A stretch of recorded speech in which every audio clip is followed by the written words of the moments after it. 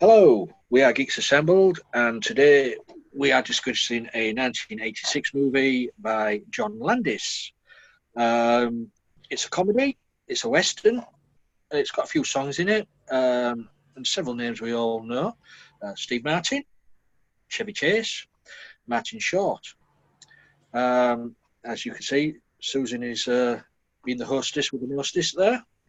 Exactly. Four guys, one girl. It's it's not that kind of movie. Don't get me wrong.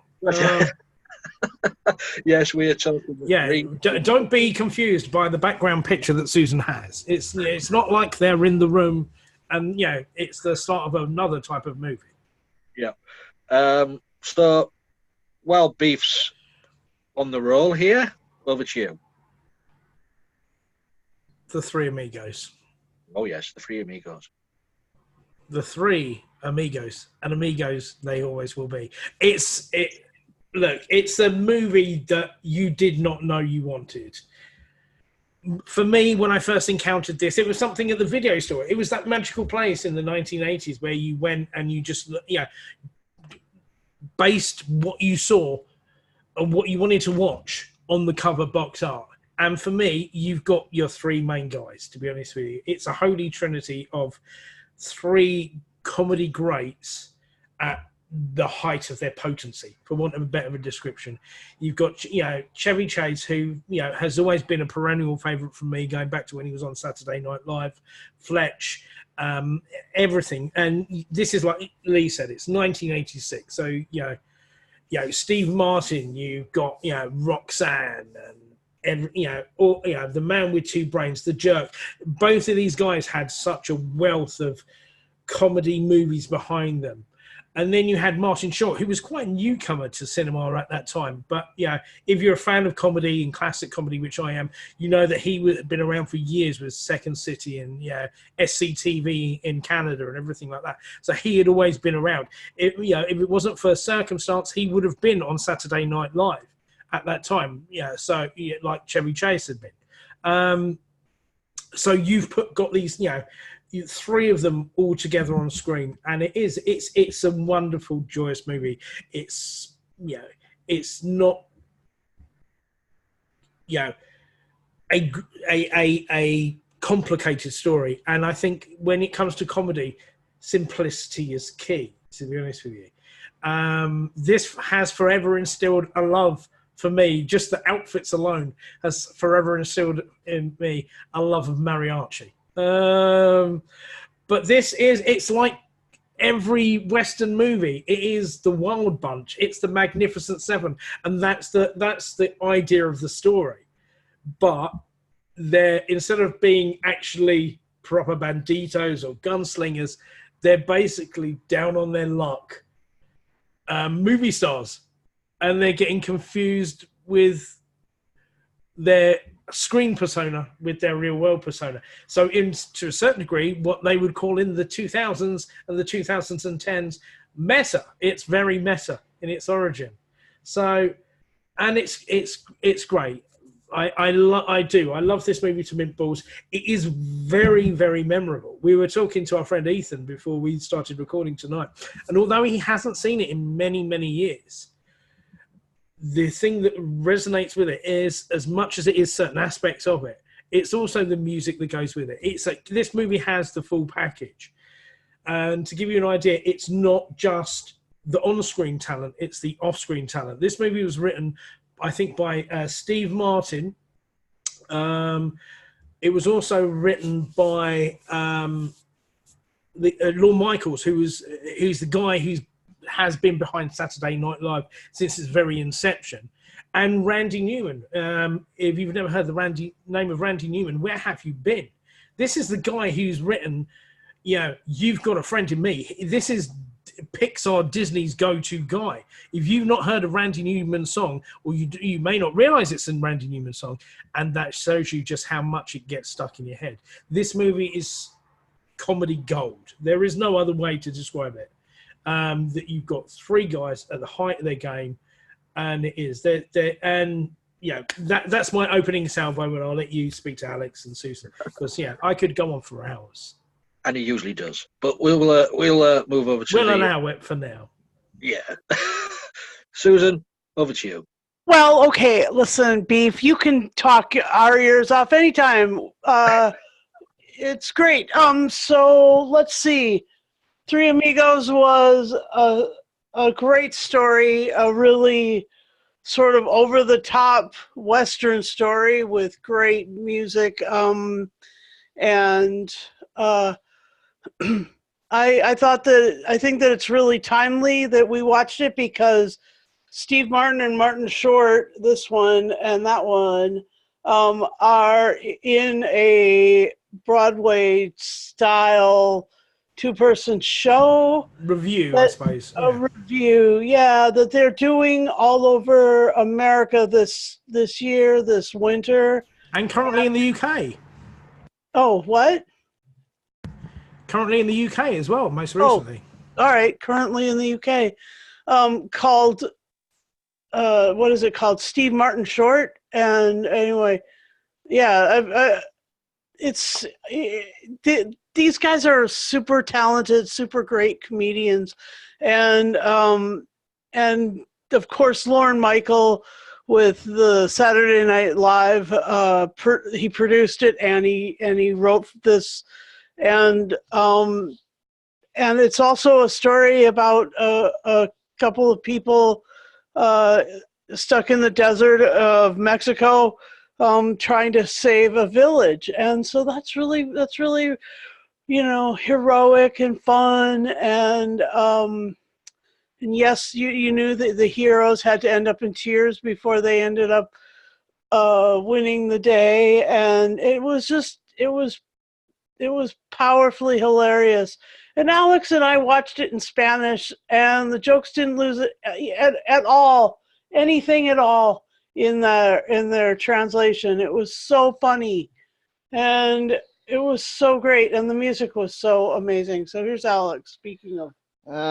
Yeah, I mean, I know a lot of people that love this movie. I don't necessarily love it. But again, I mean, it's a cute idea. It is meta. I do know the actors from their other characters pretty much. But yeah, I mean, it was good that they had so many cameos. They had so many other people that you didn't realize were there. Joe Montana and other people. This was the 80s. But like I said, it's an okay movie. I know people that love this movie and love the songs too. The songs are okay, but yeah, Randy Newman from I Love LA and Short People from the 70s, and he was also doing the Monk theme song, and Yeah, he's also done the Toy Story songs, I guess. Of course, a lot of people do make fun of him because they don't exactly consider him a energetic person, but he's made his money. He was the Bush.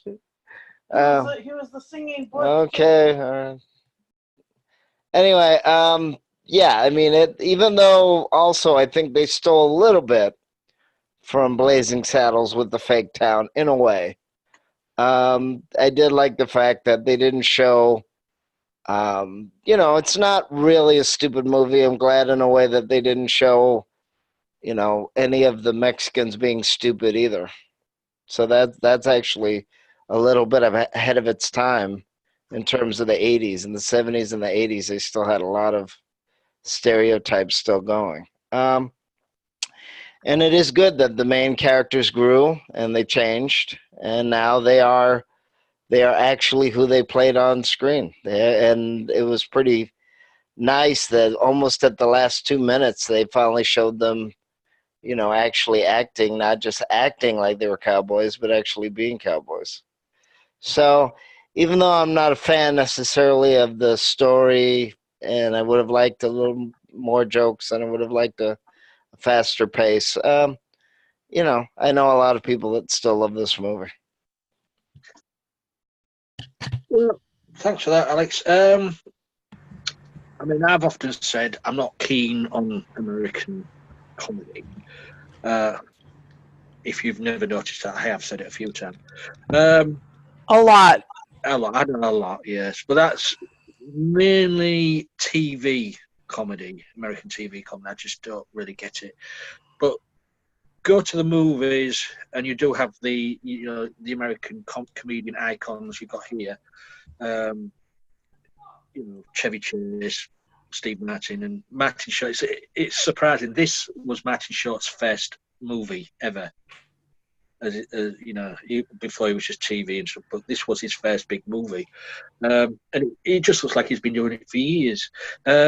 He didn't do Inner Space till after this. Yeah, it was a year after this one. Yeah, and it's surprising as well that the movie got made. It was directed by John Landis, and they were making this movie while he was in the court case of the Twilight Zone movie. So he was going through a hell of a thing at the time, and making this and also being in court about the death of the actor and Vic Morrow, yeah, with the helicopter. But we won't go into that. So surprisingly, it got made, and the end product still stands the test of time. I mean, it doesn't drag. It's not the comedy is not over the top.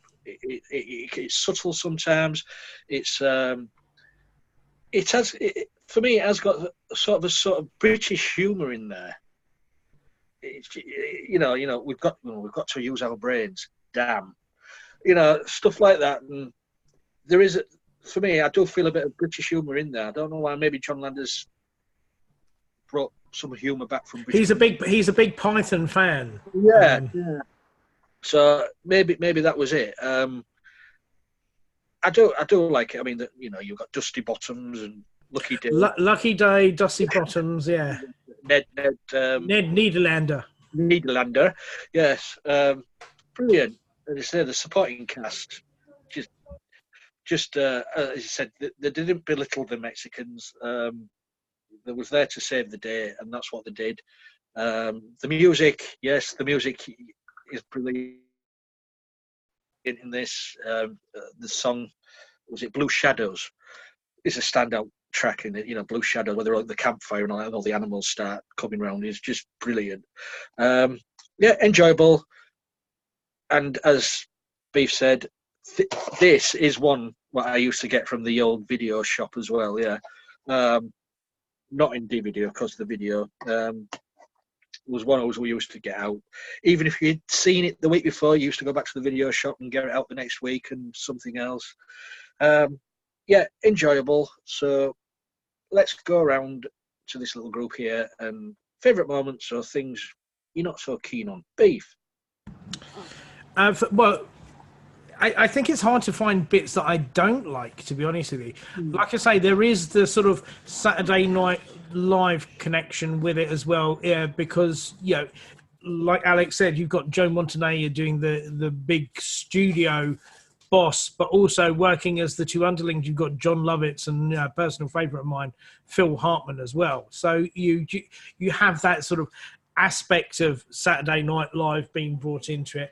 Alex has said that it takes from Blazing Saddles, but like every Western, it all takes from Seven Samurai going back into the day. So you have this idea of the banditos for hire, the guns for hire, and it's done exceptionally well. What is really good is that you've got, to be honest with you, three comedians who are very different in style. Steve Martin does a lot of talking stuff. A lot of the stuff that Martin Short does is quite it's quirky, and the stuff that Chevy does is if it's not deadpan, it's physical comedy. And it's done with stuff unsaid, in the same way that he did in National Lampoon. So the bit where they're going through the desert and they've all got water canteens. So Steve Martin does it, and you get a little trickle out. Short gets his out, and it's all like it's just sand, and then you just have Chevy just put it out. It's like he's gargling, he's rinsing his mouth with it, and then he just like discards it, and it's like tipping out on the floor while everyone is just reacting to it. And it's structured in such a way that everyone has their moment to shine. So when they get to El Guapo's fortress, and they're all, captured separately. You've got Steve Martin chained up against the wall, having to do the bit where it's like must, and everything like that, which harkens back to some of the other, like the physical stuff that he used to do on stage years ago, where he's, when he used to do the white suit with the banjo years ago. So there is that you can take, if you don't like the other two, guaranteed you're going to like one out of the three. So it does. Everyone has their moment to shine in this. And on top of that, I love it because as much as you have these three, there is such a fantastic supporting cast. Not necessarily the people of the village of Santa Loca or whatever, but Santa Poca. It's like in the bar scene where they think that they're booked on a gig as a personal appearance. And they go into the bar and there's the reaction because the German guy has previously been in and says, some of my friends are coming. They may not be as forgiving as I am. And they show it. And then they do their musical number to do a trick for like Joe Public to try and give them something special. And they get them repeating the words of the songs and everything like that. And the barman is hilarious in it, to be honest with you. Yeah. Then on top of it, you have this fantastic villain in the form of El Guapo. And I do, it's, don't get me wrong, like Alex said, there is, this is, to use a 2019 prism and everything like that, it's, there's no real stereotypes, but El Guapo is sort of your archetypal cinema movie baddie. As a leader of a bunch of villains and everything like that. But I like that because he has these higher aspirations. So when it is his birthday and Jefe is going to say, I got you so many pinatas. Would you say I had a plethora of pinatas? He has these aspirations of greatness, and he's overawed with his gift of a sweater. I love that. There's so many contradictions that just make for such brilliant comedy. So you have verbal, physical comedy, so you have something for everyone in this, and that's what makes this movie so magical. And I love one of the aspects of the songs that I spoke about earlier, that you have the bit where they have this like sudden realization that we're not really in a movie anymore, that now we have to sort of become our on-screen personas, and they go out into the desert en route to find the singing bush and the invisible swordsman, which is a comedy gold in itself. There's this bit where they have this bit and they're all out by the campfire, which is obligatory in Western movies because Western movies fell out of favor for a very long time. And if you think about this is the only real Western movie, apart from anything Clint Eastwood made till the 90s. This was in the 86. You had Blazing Saddles, you had this, and then you didn't have anything else till comedy-wise, Western-wise, till I think the 90s when you had Billy Crystal in City Slickers. So, but you had this perfect scene where there's all three of them around the campfire, and where everything else has been filmed externally, this one looks like it's shot on a set on purpose, because you have this like really made up painted background with on purpose the shooting star going across the sky. And you have this beautiful song, Moonlight Shadows on the Trail, and then you have all the animals pop up from there, the horses start doing the backing vocals, so it turns into like a sort of Disney piece. So it's such, there's gold in every second. It's like a Zucker movie, like Airplane or something like that, that every scene there's something funny with it that you will get into it every time you rewatch it that you may have missed before. Even down to the bit where it's like you have like a Walton, goodnight Dusty, goodnight Ned, and everything like that. You even have the turtle that's by Dusty's head that ends up saying goodnight as well. So this is a absolutely, I find it hard to say, almost perfect comedy Western movie, but there is, because it does. If there's something that you don't like now, guaranteed there'll be something in 5 minutes that you do like. That's true. It's true that. And I'm just checking the time. Sorry, I've been going on a bit. No. We appreciate your enthusiasm. Your plethora of enthusiasm. Would you say it is a plethora? Well, Or I more would. or perhaps I'll even say it's a plethora. It could be crossing over into cornucopia at this point. quick, get your dictionaries out, folks. Over to Susan and Alex. All right, I'll do it. Okay, I was just wanted to talk to you about Alfonso Arau. He's the guy who plays El Guapo.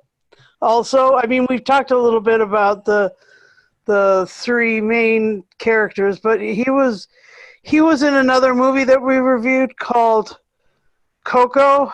He does. He plays Grandpa. Grandpa, is it Grandpa Ernesto or something like that? Yeah. Exactly, which is Papa Julio. Papa Julio, that's it. Yeah, Grandpapa Julio. And you know, you said I believe you said you watched this in Spanish with Alex as well. There's a lot of jokes to be had in Spanish in this movie. Yeah. Yeah, with the names of the bars, like the Drunken Man. And the name of the city, the name of the village is called Saint Nothing, or Saint Little Poco, like Saint Small, Saint Very Little Bit. Anyway, so yeah. And also he's called El Guapo, which is beautiful in Spanish, but obviously it's quite the opposite. He's quite a repugnant chap. No, but his face is El Guapo, but his personality is El Peor. So yeah, mind your language. This was so great, and obviously his second in command showed up in Ugly Betty as Betty's dad. He showed up as well in The Punisher. Showed up in The Punisher as one of the principal FBI agents' boss. So yeah, these are long established actors who've had very long careers as well, who've played the principals outside of your main three. Yeah. So that was cool, and Randy. I like the fact that Randy Newman did the Monk theme too, because we also reviewed the Monk, one of the Monk shows, and that was really great. And I really liked that. It was, you know, sort of its own little Western bit of goodness in the middle of a time when there wasn't really any Western humor or whatever. And like, so this was enjoyable like that. And then, so like, I found that the physical comedy was brilliant. I mean, the Ned Niederlander suspended over El Guapo until the line came. These three amigos are hanging out, and they're just falling from the sky, and boom. I mean, like that was like, there was great stuff like that, and so yeah. Okay, here, you fill in. Oh dear. Anyway, so yeah, as much I did like a few scenes, and I did like the actors. I didn't find it necessarily funny per se, but then again, the other issue is I like them better in their other personas, like, you know. You like them individually. Yeah, as Steve Martin doing the King Tut and his stand-up, which was very silly, like Robin Williams back in the day before they became household names. But as I said, I know people that love this movie and The Jerk, and I don't like The Jerk as much. Maybe a little bit more than this movie. Chevy Chase, of course, everybody knows him from Saturday Night Live when he was the newsreader and Gerald Ford Tripping Everywhere. And I know people that love him from the National Lampoon movies, The Griswolds, which they've done a sequel to and a reboot and all that. Martin Short, well, unfortunately, I don't know too many people that like him because he's gotten caught in like three characters: Ed Grimley, which I did like, and the cartoon of Ed Grimley, the super nerd, the other version of Pee Wee Herman, slightly more mature. And I guess he did like a Katharine Hepburn imitation that went on for way too long. And then he did a talk show. He sort of did a comedy talk show. Although there is a lot of love for him as Frank in Father of the Bride with Stephen Martin. He showed up in 2 movies as Frank. Right. So yeah, I mean, like I said, they're all good, and it was funny. I just didn't find it hilariously funny. But I did, like I said, there are a lot of jokes, a lot of visual gags, a lot of physical gags, and yeah, there's a lot of characters in this movie actually. Now that I think about it, so yeah, I mean, it's a little bit of the callback to Lauren Hardy, a little bit of the callback to Westerns, a little bit of a modern version. I did like the original City Slickers. The second one, City Slickers. Yeah, the first one's the best. Yeah. But there was also The Quick and the Dead with Gene Hackman and Leo DiCaprio and Sharon Stone. And I've tried to watch the other Westerns. Of course, there was a lot of Westerns in the 50s and 60s that were pretty good. But those were TV. Those weren't movies. And, of course, yeah, Clint Eastwood is kind of on his own, plateau, except for Rawhide. Rawhide, that was a little rough watching that show. But the theme song was great. Everybody knows the theme song. But, yeah, it's an interesting movie. But like I said, I know people that love the movie. I know people that love these comedians, which is fine. If I'd say I was a fan, I'd say probably Steve Martin is the one that I'm a fan of most. But I did like the Ed Grimley character, and that's just an older version of Pee Wee Herman, unfortunately. So, but, I did like it. Chevy Chase, I did like him in the Lampoon movies as well. And I love another song. So it's funny how they all kind of use songs in one way or another, too, even outside of this movie.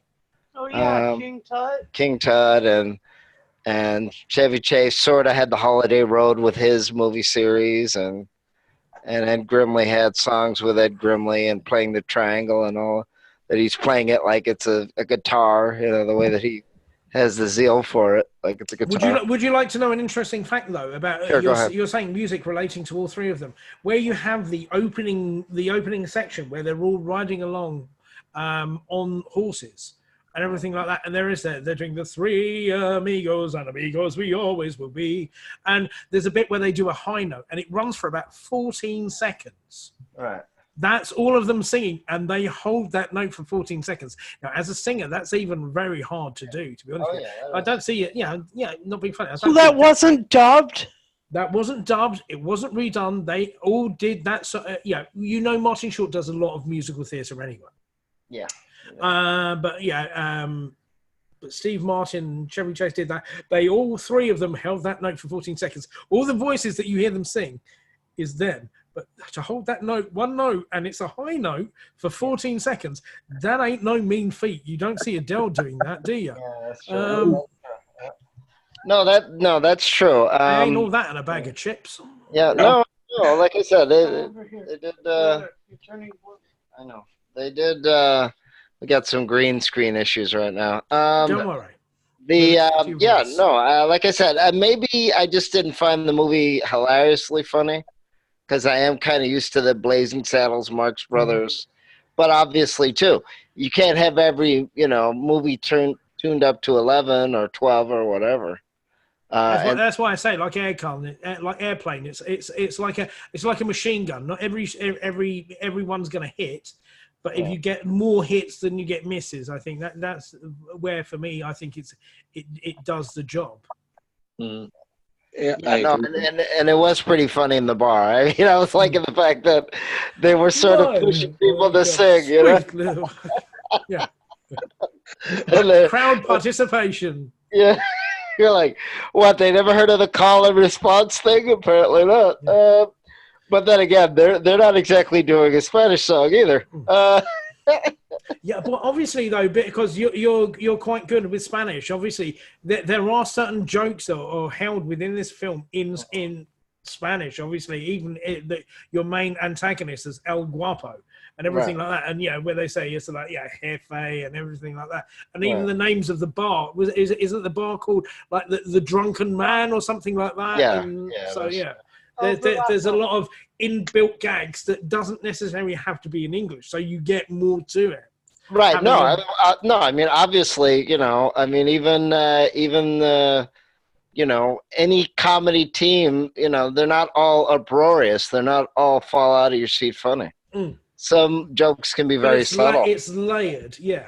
Yeah, some jokes can be very subtle. You can have jokes that, are verbal jokes like Marx Brothers and Monty Python, and some of the jokes are very verbal, and some of them are, based on stereotypes or types, and some of them are would you say there are movies? gags. Would you say there are gags based on stereotypes that actually make fun of it, or if anything, I think that the joke is actually that it's three white guys pretending to be Mexican guys who have no concept or realization of where they are. So it's actually not making fun of Mexican. No, it's not. No. So to give that in a sense of this is 1986. The world was a different place then, and I think we can all agree upon this. Right. But even then, to go back and watch this now, you could say this is still relevant now because No, but when I say types, obviously, in movies that's shorthand as well.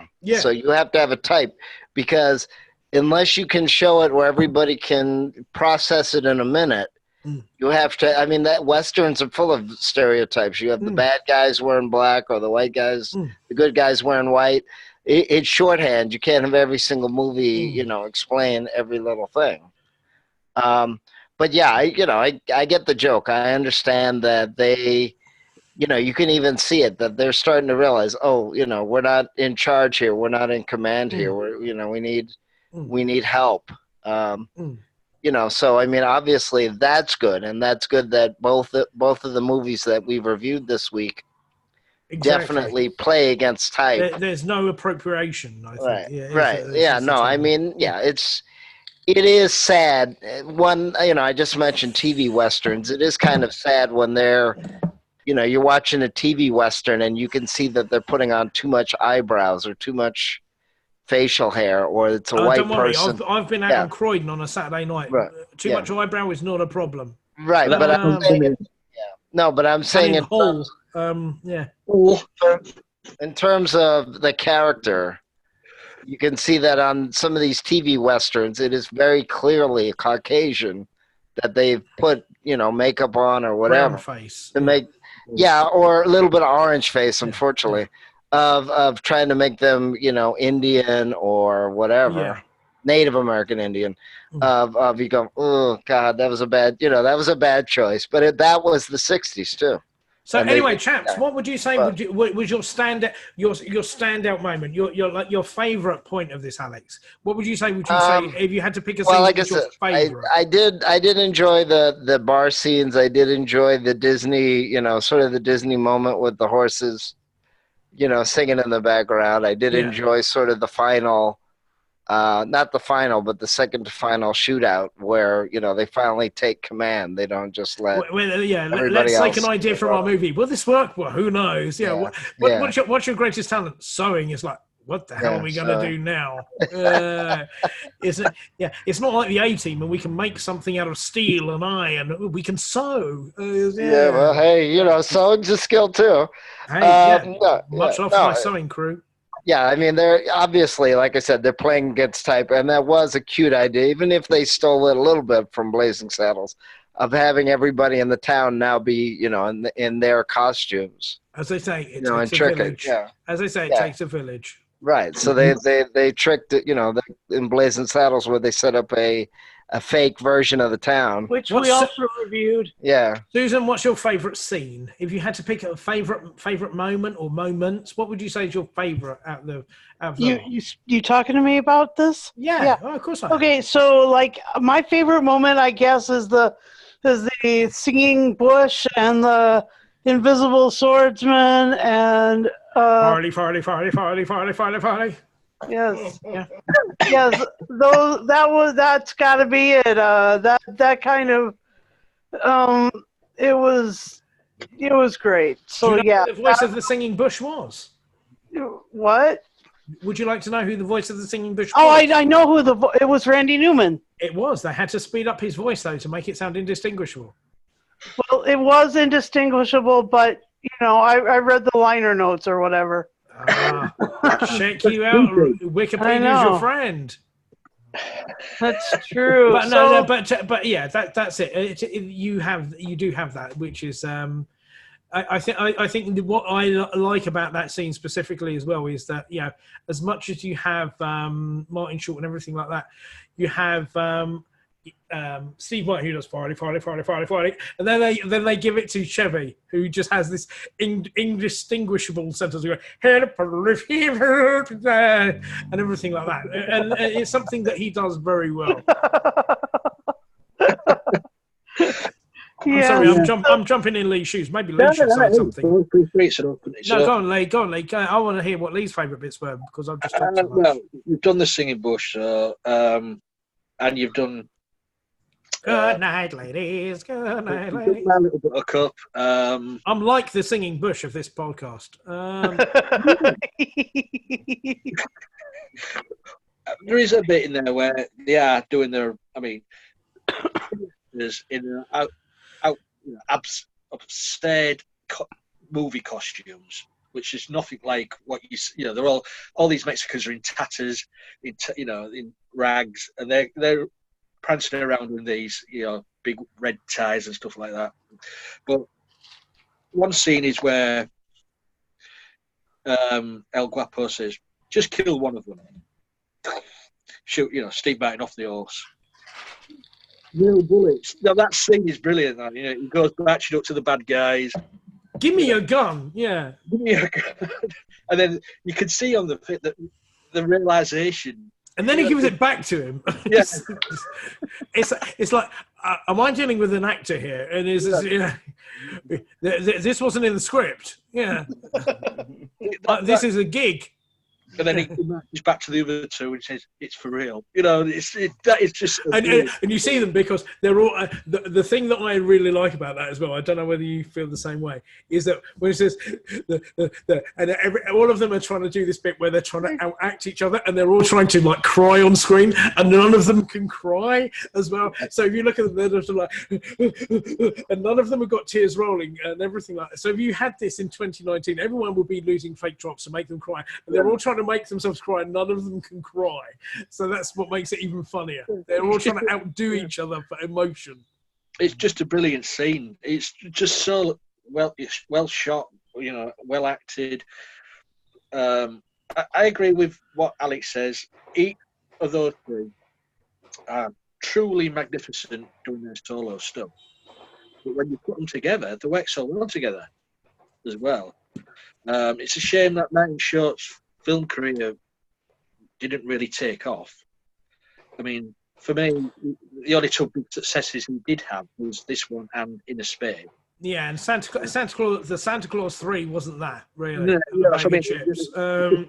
After that, it's just supporting roles. Yeah.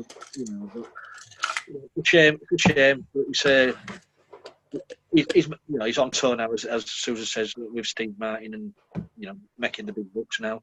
But yeah, I enjoyed it. It's the comedy's subtle, which I think is better than over the top comedy. And it worked so well.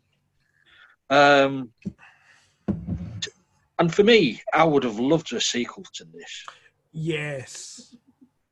But then in one way, it's a perfect bubble of comedy to a certain degree. Yeah, but it would be nice to find out the further adventures of the three amigos. It would have, like Police Academy, it would have been easy had that been the time period, in that day and age. It would have been easy to have done that. just one sequel. That's all I'd have asked for. Just not 6 others. Maybe that could be something as a, hey, look, if anyone in Hollywood is obviously watching the Geeks Assemble channel, which is a fine channel to subscribe to, there's a little red box and a bell notification that you should all be clicking and commenting on below.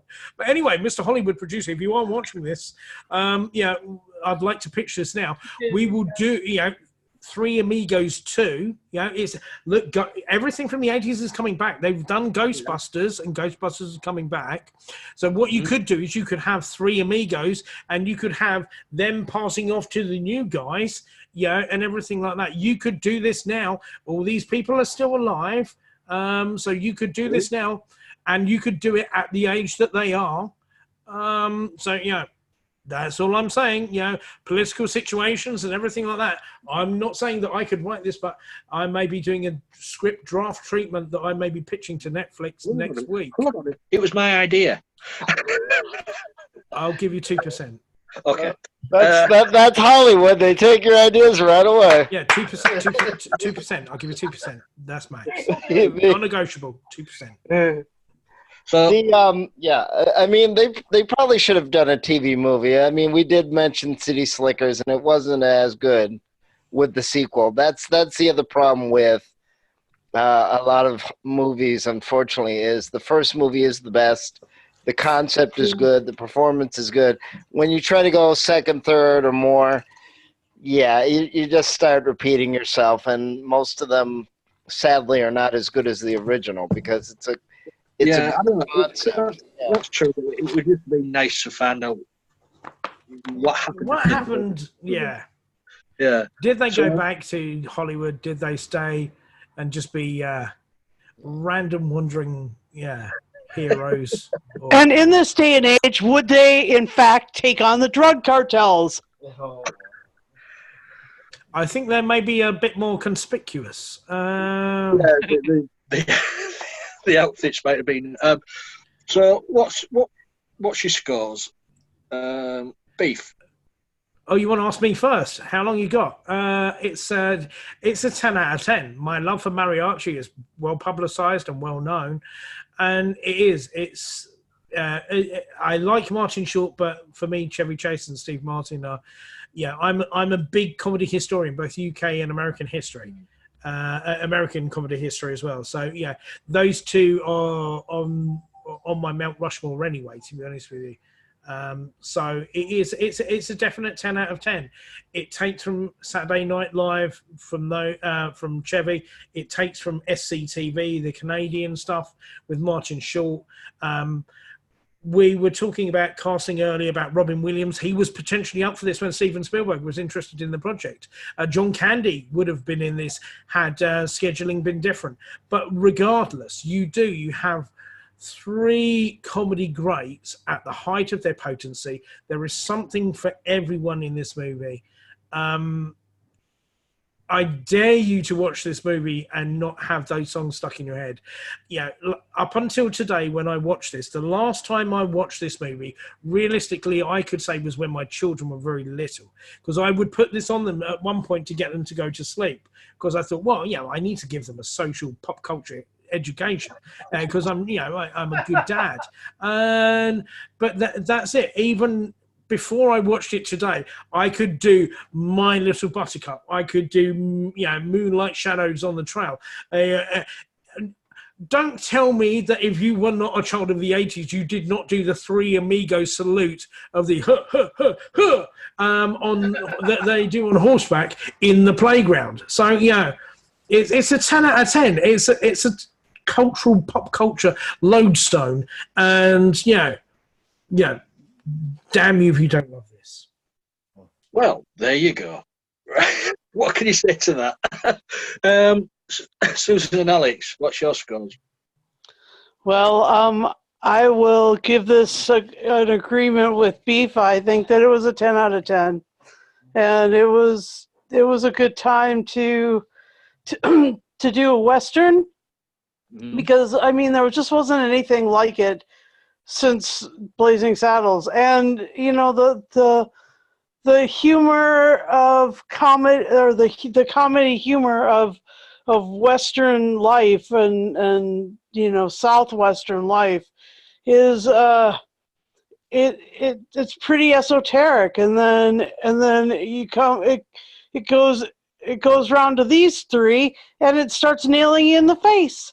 So yeah, it was really, really great, and these three could have been considered cowboy poets if it had been shot in Montana. A lot of westerns are shot in Montana, and if this had been shot there, these three would be considered cowboy poets. So anyway, I enjoyed it. A 10 out of 10. Lassos by Steve Martin. Anyway, and here's Alex.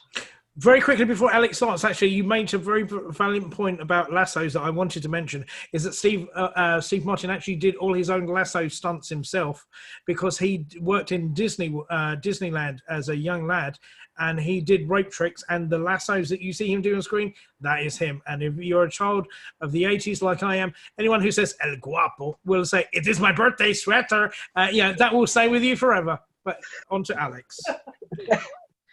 I'm gonna probably give this. I'm gonna give it a point up because at 2 and 8 because of what everybody else has said here. I wanted to do lower, but now that I think about what the other people have said I here, love the feeling I've made you a convert. My job here is done. Well, like I said, I do like their other roles. But as I said, even before I watched this movie, I know a lot of people that were fans of this movie, fans of Big Trouble in Little China. And of course, the other, I don't know if the other correlation is the fact that there's no appropriation. It is 2019. basically the Caucasian in another world, so to speak. And the fact that it's technically low budget, technically by also great directors as well, that these are films that have also achieved a cult status as well.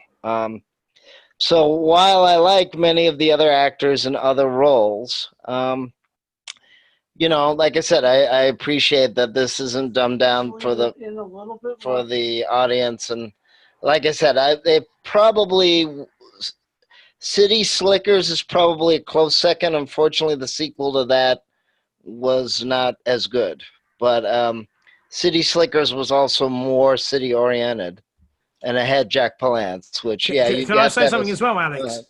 Yeah, I'm gonna go. Oh no! I was gonna say Susan was just doing a really good Statue of Liberty impression. Yeah, I know. I know. So I mean, I like City Slickers, the original one. The second one, Legend of Curly's Golden Stick. That was kind of but as I mentioned before, that's the other weird. You sure you're okay with that? Yeah. Okay, there we go. So we have a little bit of light that's balanced here.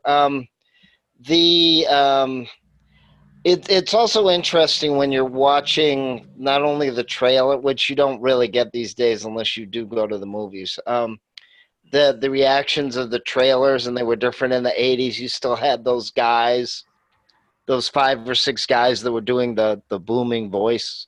And some of the catchphrases, in a world where, and all that stuff. And unfortunately, most of those guys almost all of these guys have died now. But also I'll be happy to take the role on. Oh, I know. You should be an announcer, Beef. Any role he'd be happy to do. Yeah, he sausage should be roll, an announcer. bacon roll.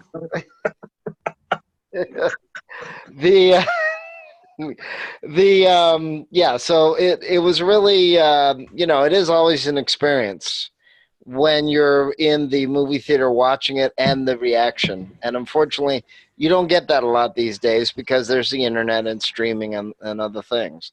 So you don't get the fun part of watching a joke and watching how it plays. And also interesting, we forgot about Ishtar, which was another Western. Unfortunately, that movie is very hard to digest. Yeah. I know. Weird. I know they meant well, but that was a very hard movie to digest, Ishtar. So it's very funny sometimes. Then when you think about it, and you see the movie on the internet or you have it on DVD, and you go, I remember when that joke had a lot of laughs in the movie theater, the reaction. And like I said, I know a lot of people that are fans of this movie. I like the original Blues Brothers. Of course, that's kind of a different movie. It's a little bit more musical and a little bit more city bound and a little bit more rapid fire jokes. But like I said, I don't know, this one there was lots of rapid fire. Well, it's a John Landis movie. Oh yeah, it's a very John Landis movie. And didn't he also do the Thriller video with Michael Jackson? Yes. Yeah, but we can't talk about Michael Jackson now. I know. Right, I'm sorry. That's fine. But it's still true, though. I haven't looked him up recently, but I know that he's also done a lot of independent stuff. John Landis, in stuff. His son does stuff now. Yeah, American Werewolf in London. No, but even his son does stuff now. So, to be honest with you, so like I say, he's never far away from that. Yeah. Yeah. Come on, Lee. Where do you stand? Yeah, I like it. It's it made me laugh. The jokes work well together. They bounce off each other really well. Where you think you would have three different people whose comedy styles would grate, they make the three of them go together really well. Yeah, it does. It's just it's like a buddy movie as well. Yeah, it is. Yeah, so I would say I'd give it 10 plethoras out of 10. Would you say that is a plethora of tens? Plethora. Yes, it's a shining plethora. And so, you guys, I've had fun talking about this. We've gone in depth on this one. Mostly me. I'm sorry in advance. That's why you're hired. That's why we hired you, Beef. Yeah. The tricks in the post. Yeah, I've heard that one before. We'll leave this cast with Beef singing the theme tune to Three Amigos and see if he can keep the high pitch. Oh no, I can't do 14 seconds. But what I will do is I will relay you with the singing bridge. Good night, ladies. Good night, ladies. Good night, ladies. I take the time around. And the goons live again. Exactly. He's falling in the water. Need some gin. But obviously, as Lee may have said to any of you out in the YouTube land, the internet supersphere, and where data is transferred upon miniature wires that live beneath your feet to bring us to you wherever you may be existing in the world.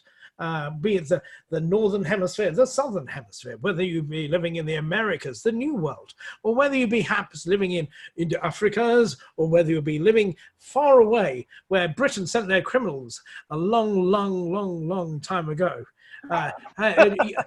Lee also does a really good thing where he throws an invisible egg up in the air and catches it in a brown paper bag. But you are watching Geeks Assembled, like you say, Susan and Alex are geeks. Lee's a geek. Me, I'm just a guy who just talks a lot. A hell of a lot. My family just... That's why I'm just put to another room, so I can talk to people and save their eardrums from bleeding constantly and telling them about things that I've watched and places that I've been and things that I've done. It's really a sad state of affairs.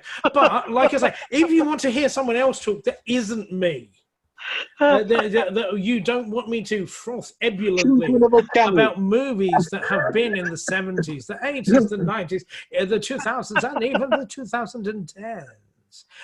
You could be here. You could be that perhaps someone that is not Beef. Please be not Beef. Yeah, we don't need another one of me. But yeah, Geeks Assembled, you really, be involved, be a part of the discussion, because without people, there is no discussion, and that's what it needs to be. So leave something in the comments, say something. Do you like this movie? Do you not like this movie? Can I just be talking complete crap? Am I just doing this to fill the eternal void that is my day-to-day life? Yeah. Yeah, it's all down there in the comments. And you can contact us via Facebook. Geeks Assembled on Facebook. It's easy to find. Yeah, you might even see my ugly mug there somewhere. You can go onto the Twitter and find Geeks Assembled on Twitter. We're a very active account, and we just love to interact with people who have a feeling about these sort of things. But most importantly, what we'd like you to do is we'd like you to give us a thumbs up, give us a like, and subscribe. The little red box up there at the top that says subscribe, just press that, because it means the world to us, because we like to feel that you've enjoyed what we're doing, and that there is something out there for us. And if you click the little notification bell up the top as well, it will tell you when there's a new video up there. So please do take that. It only takes a second just to do that and be part of the fun that we have here. Me here talking with my friends. Videos are released once a week. Exactly 1 to 2 videos a week and everything like that. And it's just fun. Me being able to be here and talking with friends. So yeah, subscribe, like, comment, do it. Yeah, it only takes a moment. It takes less time to do that than it is for me to tell you to do that. True. Has he finished? Are we all still awake? Oh, there we are. Okay, well, we were just waiting. Whew, dear me, I've got a hot sweat now. On that note, Thanks for watching. exactly.